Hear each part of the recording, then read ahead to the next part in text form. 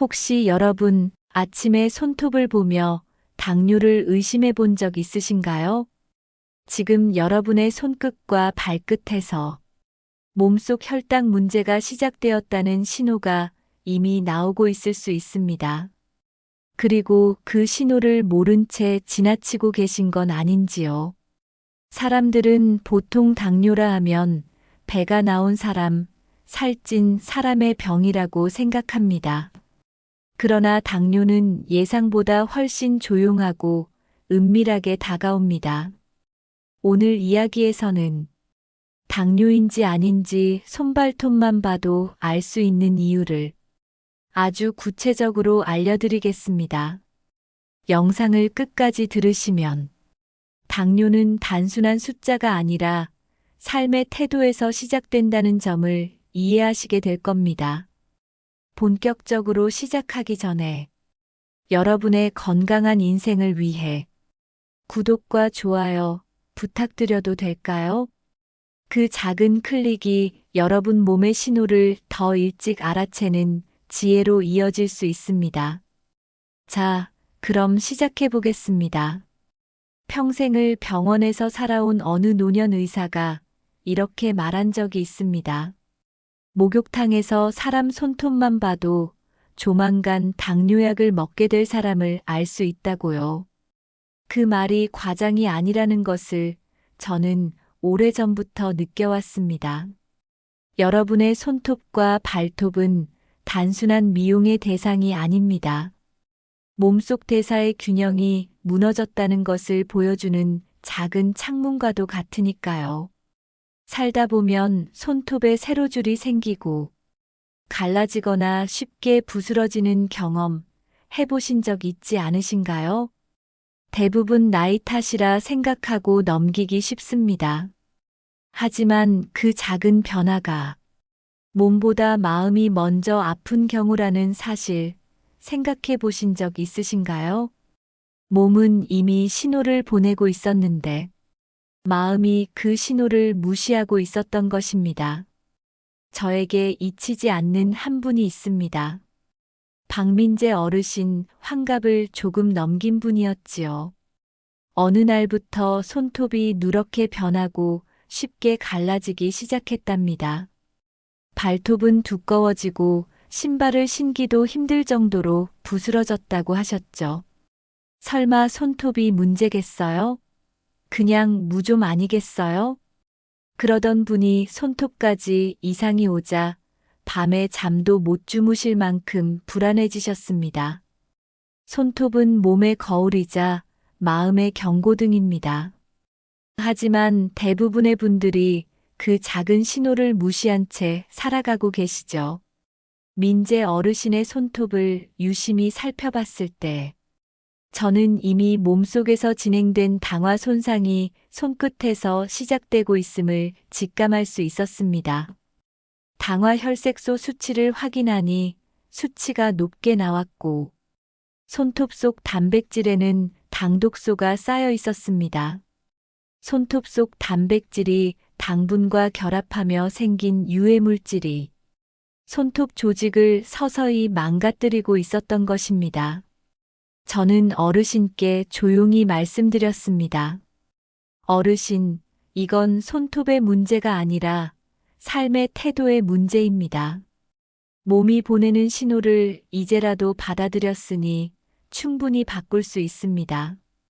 그 작은 깨달음이 삶을 지키는 큰 전환점이 될 수 있다는 것을 저는 누구보다 잘 알고 있었습니다. 그렇다면 손톱 속에서 무슨 일이 벌어지고 있었던 걸까요? 그 핵심은 당독소라는 이름에서 시작됩니다. 당독소란 혈액 속 당분이 단백질이나 지방과 결합하면서 생기는 유해한 물질입니다. 쉽게 말해 혈당이 높아지면 우리 몸속 여기저기에 설탕이 덕지덕지 들러붙는다고 상상하시면 됩니다. 이 당독소는 세포와 조직을 서서히 파괴합니다. 특히 손발톱처럼 단단한 케라틴 조직 속에도 서서히 당분이 스며들어 단백질과 결합하게 되죠. 그 결과 손발톱이 쉽게 갈라지고 두꺼워지며 색이 누렇게 변하게 되는 겁니다. 저는 이 과정을 이렇게 설명하곤 합니다. 마치 과일을 설탕물에 절이면 처음엔 윤기가 흐르지만 시간이 지나면 조직이 흐물흐물해지듯 몸속 단백질도 당과 결합하면서 본래의 형태와 기능을 잃어간다고요. 당독소가 손톱에만 생길까요? 아닙니다. 피부, 혈관, 심지어 눈 속 수정체에까지 당독소는 침투합니다. 우리가 겉으로 확인할 수 있는 손발톱 변화는 몸속 더 깊은 곳에서 벌어지는 당화 손상의 작은 단서일 뿐입니다. 그렇기에 손발톱을 가볍게 여겨서는 안 됩니다. 몸이 보내는 신호를 알아차리고 대처해야 하는 이유가 바로 여기에 있습니다.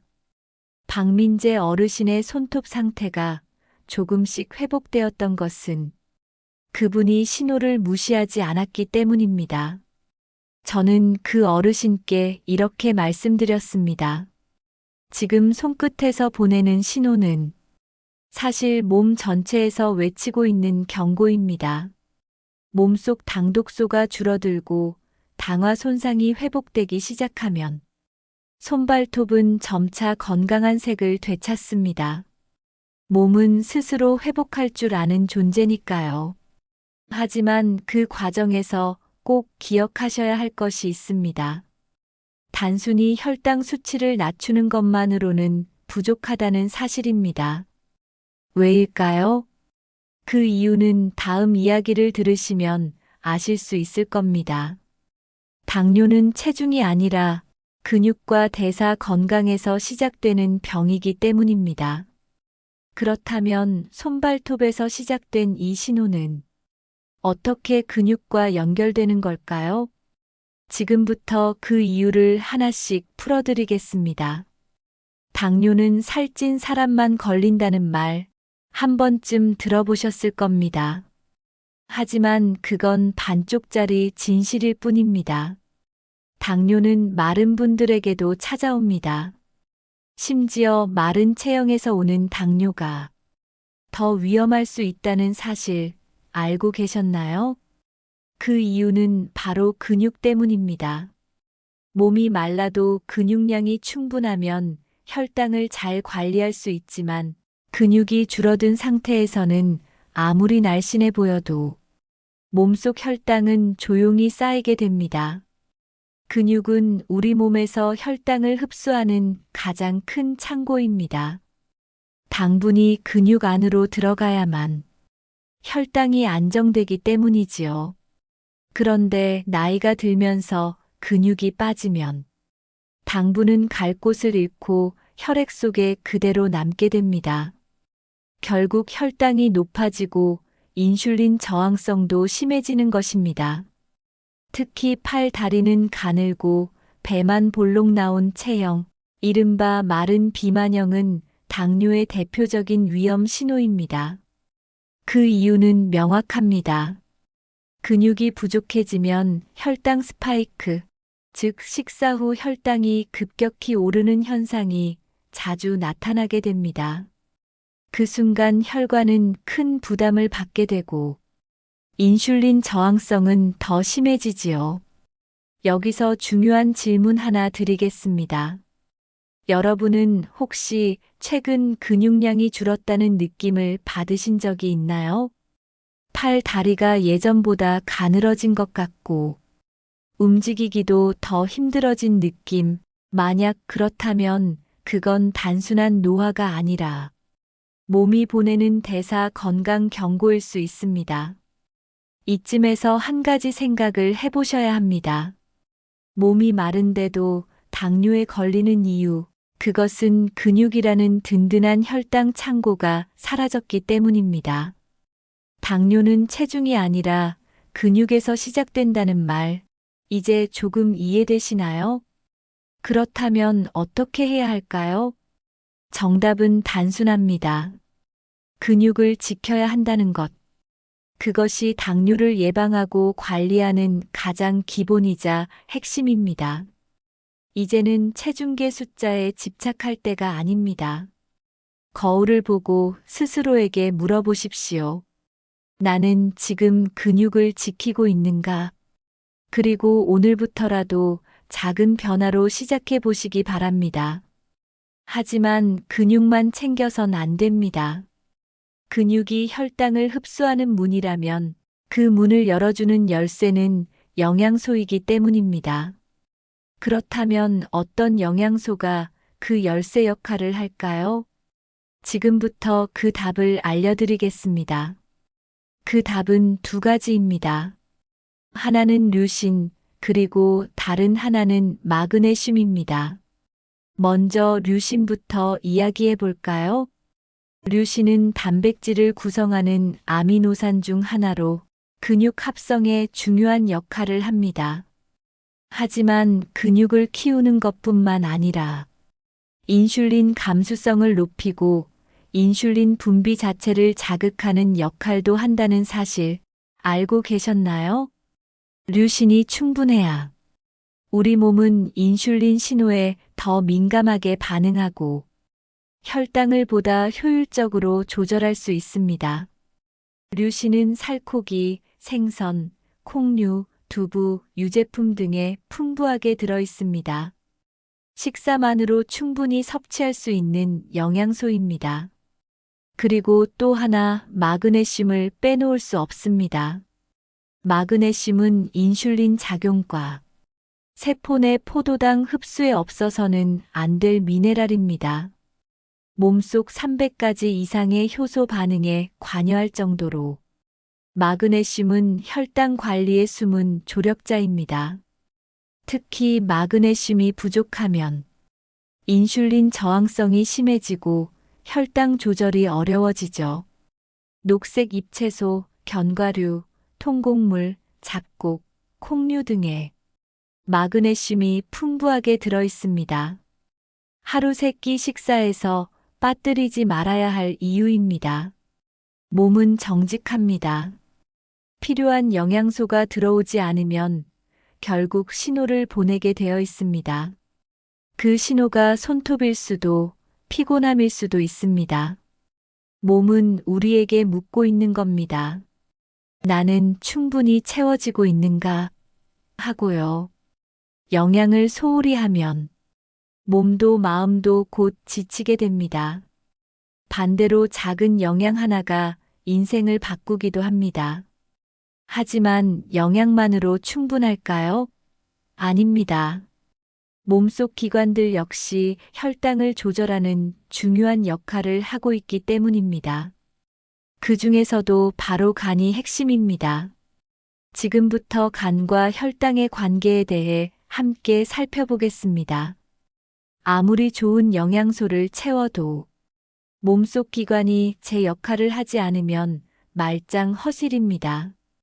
그 중심에 있는 기관, 바로 간입니다. 대부분 간이라고 하면 술을 마셨을 때만 생각하곤 하시지요. 하지만 간은 단순한 해독기관이 아닙니다. 간은 혈당을 조절하는 가장 중요한 중추 역할을 합니다. 우리가 식사를 하지 않을 때에도 혈당이 갑자기 떨어지지 않는 이유, 그건 바로 간이 포도당을 만들어 혈액에 내보내고 있기 때문입니다. 반대로 혈당이 높을 때는 간이 포도당을 저장하여 조절합니다. 문제는 간 기능이 떨어졌을 때입니다. 몸은 그 사실을 조용히 알려옵니다. 손발톱이 약해지고 피부가 거칠어지며 피로가 오래갑니다. 이건 단순한 노화가 아닙니다. 간이 제 역할을 하지 못하고 있다는 신호입니다. 간이 망가지면 혈당 조절은 한순간에 무너집니다. 공복 혈당이 비정상적으로 높아지고 인슐린이 분비되어도 간이 반응하지 못해 당분은 혈중에 머물게 됩니다. 그리고 이때부터 당독소가 몸속을 떠돌며 손톱, 피부, 안구, 혈관, 어디든 약한 곳부터 파고듭니다. 저는 환자들에게 이렇게 설명하곤 합니다. 간은 몸속 장기들을 조율하는 지휘자입니다. 지휘자가 쓰러지면 연주는 불협화음이 되는 법이죠. 특히 수면 부족, 과음, 스트레스는 간의 기능을 빠르게 갉아먹습니다. 밤늦게까지 TV를 보며 과자나 술을 곁들이는 생활, 간은 말없이 버티지만 어느 순간 한계에 다다릅니다. 간 건강을 지키려면 먼저 생활 리듬을 정돈해야 합니다. 정해진 시간에 자고 일정한 시간에 식사하고 무엇보다 무리하지 않는 태도가 필요합니다. 또한 마그네슘과 단백질이 부족하면 간세포 회복도 더뎌집니다. 간은 고된 노동자입니다.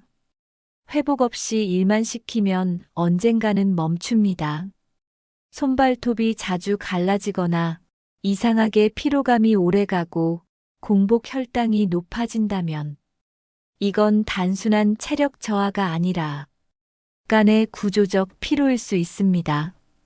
이제는 손톱, 근육, 영양소를 넘어 장기의 기능까지 함께 살펴봐야 할 때입니다. 그리고 그 다음 신호는 우리 눈에서 가장 먼저 찾아옵니다. 당화는 눈에 가장 빨리 나타나기 때문입니다. 이제 눈으로 가보겠습니다. 간이 무너지면 가장 먼저 이상 신호를 보내오는 곳이 있습니다. 바로 눈입니다. 눈은 몸에서 당화 손상이 가장 빨리 나타나는 기관 중 하나입니다. 우리는 흔히 나이가 들면 시력이 나빠지는 걸 그저 노화라고 생각합니다. 하지만 사실 그 원인 중 많은 부분이 혈당 문제에서 시작된다는 걸 아는 분은 많지 않습니다. 눈 속 수정체 역시 단백질로 이루어져 있습니다.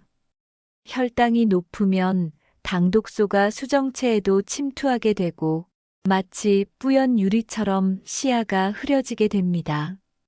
혹시 최근에 눈이 부쩍 침침해지거나 갑자기 시야가 뿌옇게 흐려진 경험이 있으신가요? 그렇다면 단순한 노안이 아니라 몸속 당화가 시작되었다는 신호일 수 있습니다. 당뇨병성 망막병증, 백내장, 심지어 실명으로 이어질 수도 있기에 눈 건강은 결코 소홀히 넘길 수 없습니다. 저는 환자분들께 이렇게 조언합니다. 눈이 흐려지는 건 몸속이 흐려지고 있다는 의미입니다. 정기적으로 안과 검진을 받고 혈당 관리에 더욱 신경 써야 하는 이유입니다. 그런데 당화 손상이 눈에만 머무르지 않습니다. 생각보다 많은 분들이 놓치는 곳, 바로 발끝입니다. 무좀 단순한 피부 질환으로만 생각하기 쉽지요. 하지만 고혈당 상태에서는 곰팡이균이 발톱과 발가락 사이에 번식하기 훨씬 쉬워집니다. 혈당이 높으면 피부 표면에도 당분이 많아지고 곰팡이균에게는 더없이 좋은 영양분이 되어버립니다. 그래서 당뇨 환자에게 무좀이 훨씬 더 자주 발생하고 치료도 잘 되지 않는 경우가 많습니다. 특히 손발끝은 혈액순환이 약한 부위입니다. 혈관이 망가지면 면역세포가 도달하기 힘들어지고 곰팡이균은 더욱 쉽게 번식하게 됩니다. 무좀이 반복된다면 피부 문제가 아니라 혈당 문제를 의심해야 합니다. 이 말을 꼭 기억해 두시길 바랍니다. 그리고 이제 입안으로 시선을 옮겨볼까요? 잇몸에서 피가 나고 자주 붓는 분들, 그저 치과에 가야겠다고만 생각하셨을 겁니다. 하지만 잇몸 질환 역시 당뇨의 중요한 신호일 수 있습니다. 혈당이 높아지면 침속당 농도도 높아지고 세균이 번식하기 좋은 환경이 만들어집니다. 잇몸이 붓고 피가 나며 충치가 잘 생기는 것도 결국은 혈당 불균형과 연결되어 있다는 말입니다. 당뇨가 있으면 잇몸병이 심혈관 질환 위험을 최대 20배까지 높인다는 연구 결과도 있습니다. 잇몸 속 염증은 전신 염증으로 이어지고 결국 인슐린 저항성을 더 심화시키게 됩니다.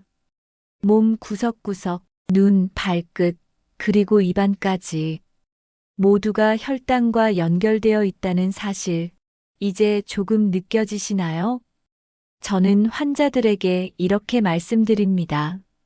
몸이 보내는 신호는 결코 우연이 아닙니다. 작은 이상을 가볍게 넘긴다면 그 대가는 몸 전체가 치르게 될 수 있습니다. 그렇다면 다음으로 중요한 건 무엇일까요? 바로 체형의 변화입니다. 몸은 외형으로도 분명한 신호를 보내고 있기 때문입니다. 이제 마지막으로 당뇨와 체형 변화의 관계에 대해 조금 더 깊이 생각해 보겠습니다. 몸이 보내는 마지막 신호, 그건 바로 체형 변화입니다. 팔, 다리는 점점 가늘어지는데 배만 볼록 나오는 모습, 혹시 거울에서 본 적 있으신가요? 이런 체형을 단순한 나이살이라 생각하는 분들이 많습니다. 하지만 저는 이렇게 말씀드리고 싶습니다. 그건 단순한 살이 아니라 몸이 보내는 경고입니다. 내장 지방은 마치 보이지 않는 염증 공장과 같습니다. 복부에 쌓인 지방은 염증 물질을 끊임없이 분비하며 인슐린 저항성을 악화시킵니다.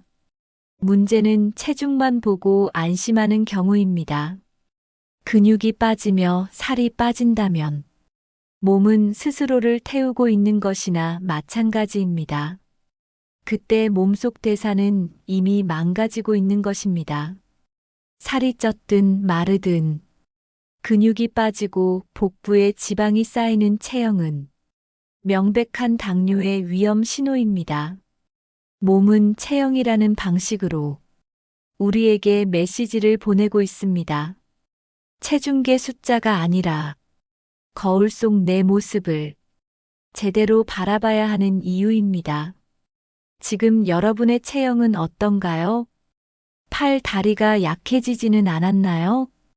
배가 점점 나오고 있지는 않으신가요? 이제까지 이야기했던 눈, 손발톱, 구강, 그리고 체형까지 모든 신호들은 서로 연결되어 있습니다. 그렇다면 오늘 나눈 이 모든 신호들을 한번 정리해 볼까요?